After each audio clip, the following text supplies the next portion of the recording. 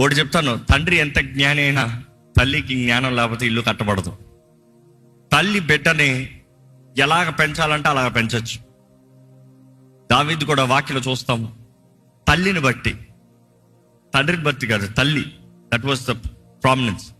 అదే రీతిగా సొలొమోను చూస్తాము, తల్లి సొలొమోనుకి జ్ఞాన మాటలు చెప్తుంది. సో తల్లులు మీ అందరికీ we honour you, we respect you, we wish you happy Mother's Day. ఒకసారి తల్లుల కొరకు ప్రార్థన చేద్దామా?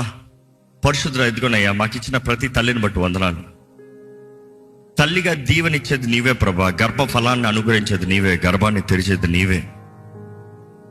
ప్రతి ఒక్క తల్లిని కోరుకున్నావయ్యా. ప్రతి గర్భాన్ని నువ్వు తెరిచినప్పుడు, ఆ గర్భాన్ని దీవించినప్పుడు దేవా, వారిని నమ్మి ఆత్మని లేకపోతే ఆత్మల్ని అప్పచెప్తున్నావయ్యా. ఈ ఆలయంలో ఉన్న ప్రతి తల్లి మాదిరికరమైన తల్లిగా ఉండాలి. ఈ ఆలయంలో ఉన్న ప్రతి స్త్రీ జ్ఞానవంతురాలుగా ఉండాలి.